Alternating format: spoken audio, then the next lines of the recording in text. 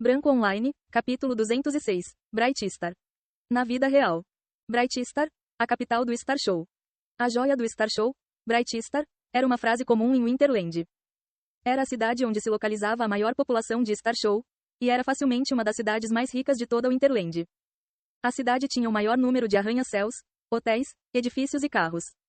As ruas e até mesmo os arredores de Brightstar estavam cobertos de neve, mas não era um tipo de neve macia, em vez disso sólido. As ruas pareciam pintadas de branco enquanto a neve cobria todas as partes das estradas e ruas. Pessoas de diferentes idades e sexos caminhavam em harmonia pela rua, enquanto crianças menores de 10 anos tentavam tocar na neve, mas era muito sólida e difícil de tocá-la corretamente, e só conseguiam sentir o frio da neve. Carros caros e de aparência luxuosa circulavam pelas ruas, todos com pneus de inverno porque era ilegal dirigir sem eles em Winterland. Mesmo que a neve tenha derretido, as estradas estavam incrivelmente escorregadias, o que causou muitos acidentes de carro para motoristas inexperientes, mas então a lei foi introduzida. Carros sem pneus de inverno não poderiam ser chamados de carros porque eram simplesmente impossíveis de dirigir. A Brightstar também tinha uma sociedade muito baseada em hierarquia, mas ninguém reclamava porque todos poderiam subir na hierarquia se esforçassem o suficiente para fazê-lo. Muitos não conseguiram fazê-lo, mas muitos também tiveram sucesso e conseguiram passar da pobreza à riqueza. Brightstar possui 3 camadas, e cada uma delas tem seus atrativos. A primeira camada foi chamada de camada de turismo. Uma camada de turismo tem a maior quantidade de locais turísticos do que todas as cidades juntas. Eles têm locais que seriam impossíveis de encontrar sem viajar para outros continentes. Uma casa de verão. Uma casa de primavera. Uma casa de outono. 3 casas com nomes semelhantes, mas interiores muito diferentes. Cada uma das casas representa uma das estações, e os cidadãos de Winterland, que só viram o inverno na vida, podem ir até lá e ver como seria viver em outros continentes e sentir o calor do verão, a chuva da primavera e beleza do outono. Havia também museus de classe mundial e muito mais. Embora a camada de turismo estivesse na periferia da cidade, ainda era mais populosa e visitada. Mesmo cidadãos das outras 2 camadas costumam visitar a camada de turismo, e alguns podem até se mudar para lá. A segunda camada foi chamada de camada de festa. Foi a camada com a maior quantidade de restaurantes e fontes relacionadas à alimentação. Os maiores fornecedores de alimentos são da Layer of Feasting, e foi uma das maiores atrações de todo o Winterlight. Dizem que Layer of Feasting sempre tem um cheiro de comida no ar, e os maiores chefes de Winterland nasceram daí. Final Layer era uma comunidade um tanto fechada, com plebeus não autorizados a entrar.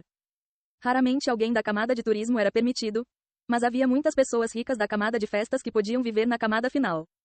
A camada final foi chamada de camada de nobreza.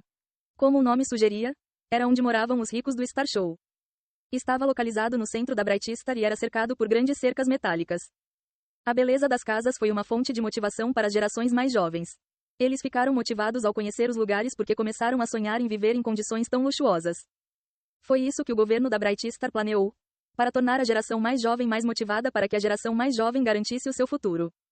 Mas, apenas 1 em cada 10 terá sucesso, mas isso foi suficiente, e quando houver mais de 1000 graduados a cada ano, esse será multiplicado, e logo serão 100 membros da geração mais jovem de sucesso. Atualmente, em uma camada de nobreza, havia uma mansão que se parecia bastante com centenas de outras mansões. E cada uma delas tinha um carro luxuoso no quintal, enquanto mulheres bonitas e homens bonitos saíam e entravam nas mansões. Servos com aparência profissional limpavam os pátios, e a mesma visão era vista em quase todos os pátios. A mansão, quase idêntica às outras, tinha portões e cercas metálicas cercando o pátio. Mas nenhum criado foi visto no pátio.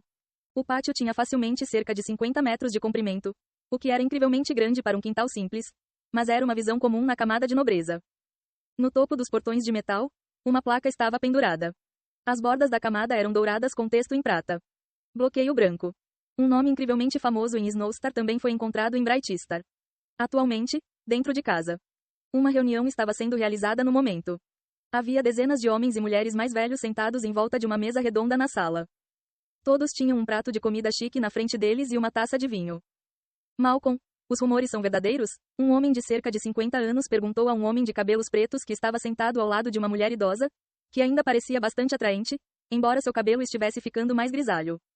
A idosa sorriu e tomou um gole de vinho. Malcolm, que ouviu a pergunta, estufou o peito. Depende. O que você está falando? O filho de Maxwell estará visitando, não é mesmo? Outra velha perguntou, que tinha um par de brincos de aparência cara pendurados nas orelhas. Madison, você deve estar animada. Outra velha, que estava sentada ao lado da atraente mulher mais velha, disse. A atraente velha, cujo nome verdadeiro era Madison Whitlock, Assentiu com uma leve risada escapando de sua boca. Mesmo que ela tivesse sinais óbvios de estar envelhecendo, ela ainda tinha seu próprio tipo de charme ao seu redor. Estou, mas esse velho bode teimoso está tentando agir como durão, embora esteja igualmente animado. Madison olhou para o marido, Malcolm, que estava flexionando os braços musculosos, tentando agir como se não soubesse o que ela estava falando. HMPH. Malcolm bufou e se virou, mas isso só rendeu uma rodada de risadas das pessoas presentes. Madison balançou a cabeça e olhou para o relógio na parede. Surpreendentemente, mostrou apenas que eram 13 horas. A data ainda estava aparecendo na quarta-feira, o que significa que embora o torneio Legacy tenha durado mais de 10 horas, apenas 1 hora se passou na vida real.